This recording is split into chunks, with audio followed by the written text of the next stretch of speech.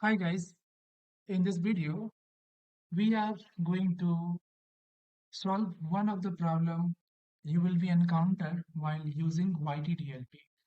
And this problem is like whenever you try to download any videos from the YouTube, as you can see, the command is very simple, yt-dlp, and then paste the URL of the video you want to download. And sometimes you might run into error which says unable to download video data. HTTP error 403 forbidden.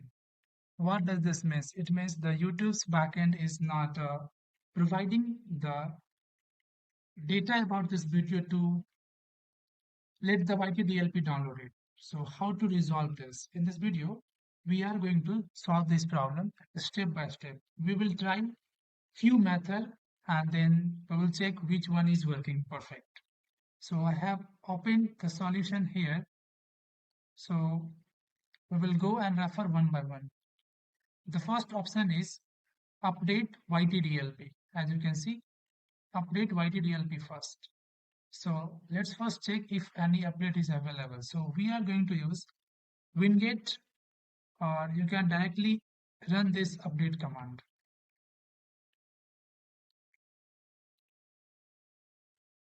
Winget update yt-dlp.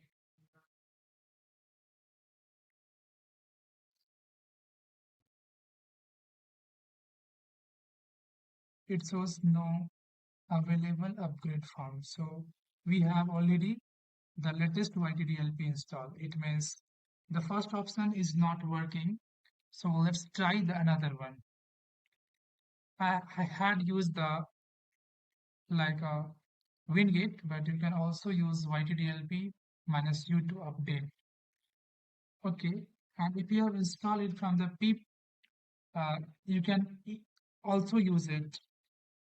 Now the second issues is like ffmpeg, but in my case ffmpeg is installed. It's not picking up here, but we will resolve it. It's not a major issue right now. So now we are going to move uh, toward the third method to solve it, like force a specific player client, like YouTube's 403 forbidden often happen because the URL yt-dlp extracted was tied to a specific client and session, or like expire or got rejected. Try the Android or TV client extractor, which tends to be more reliable currently. So what we are going to do is like right now, as you can see, uh, one moment, let me find it. Downloading Android VR player. So the client that is being used right now is Android VR player, and we are switching it to uh, player client Android or TV. So let me just copy this URL because we don't want to type it right now. It just use a flag extractor arguments and then YouTube player client Android and then the video URL. Just hit enter.